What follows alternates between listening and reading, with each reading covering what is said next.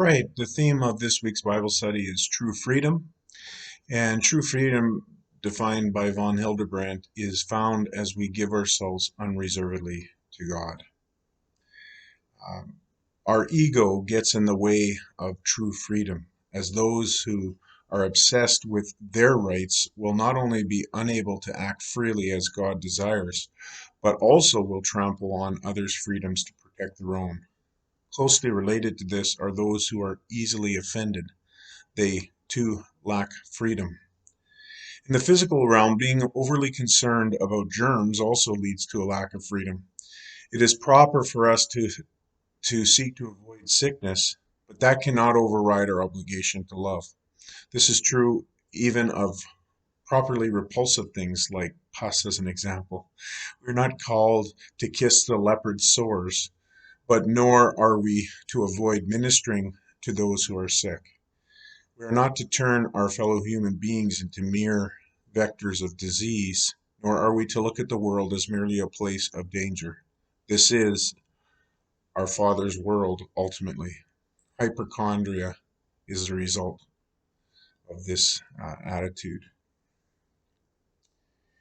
Feelings of inferiority can also hinder our freedom, and these can come from a number of sources. The first is accident of birth, for example, being born in a poor area, our race, not having a proper education.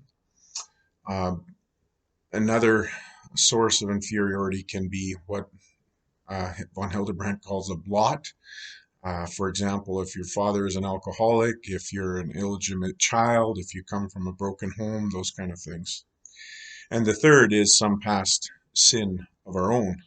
In each case, we are overly concerned about what others think. The solution is to accept who we are, and in the case of our own past sins, embrace it as a consequence of our own actions. If we don't, we will allow fear to control us and may therefore refrain from a proper response to a situation. True freedom allows us to be fools for Christ, willing to be considered foolish for the sake of the gospel. That's not to say that indifference to what other people think is always correct either. Pride can be the reason for this, i.e., we simply don't care what others think. Those who do what is right instinctively are closer to the truth, but ultimately, the final reference point is not even what is right, but Christ Himself. It is not ultimately to be oblivious to what others think, but to have what Christ think be the thing that matters most. That's where we find true freedom. The best example of this is don't cast pearls before swine. If speaking the truth will not help the other person, we refrain out of love, which is a higher obligation. There are further ways in which these attitudes can derail us. We can be too much influenced by either the thoughts of others or by their requests on us. And on the opposite end, we can be too independent and resent our interdependence on others, and so, in either extreme, fail to act as Jesus would want us. This extends to public opinion. And there are three types of errors here. The first is to think that just because the majority holds something to be true, that it is.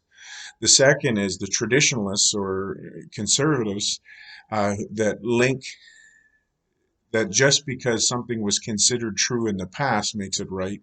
And the third despises all tradition as something to be toppled. The Christian will avoid all three of these errors by judging all things in the light of Christ. His will rules. Prejudice is also a form of unfreedom, whether it is about person, places, or things. Some people associate negative feelings to a place or a type of music. Even these are unfreedoms because they cloud us from making a proper judgment in the light of Christ. This extends to self-indulgence. We want what we want without asking whether or not it is good for us. A less obvious form of this is being bound by duty, where we become slaves to what we think is right. We fulfill our perceived obligations but fail to recognize other or greater goods outside our perceived duty. The opposite is also true. We are so relaxed or laid back that we fail to respond at all. Habits are another aspect of our life that has to come under the rule of Christ. Bad habits are to be eliminated, and good habits are to be put in the service of Christ. Not even spiritual habits are to take precedence over what Christ demands of us. Habits, if not kept in check, can diminish our sense of sin, or, on the other hand, reduce our gratitude for a good, or make it something we feel owed to us. We can become dull to the blessings of God just because they are regular. The final area that von Hildebrand addresses as a hindrance to our freedom is found in shyness or secretiveness. Being shy is not in itself wrong, and it is often appropriate, but when it hinders us from being responsive to God and His demands for us, then it needs to be combated. This is true about secretiveness. There is nothing wrong in itself to keep some things private, but cannot stop us from right responses to things. This applies to our secrets, not other secrets, those we are obliged to keep. True freedom, then, comes as we dispel and resist all natural inhibitions, sins, habits, indulgences, and even personal dispositions in order to rightly respond to the realities of our lives. True freedom means that our answer to Jesus is always yes.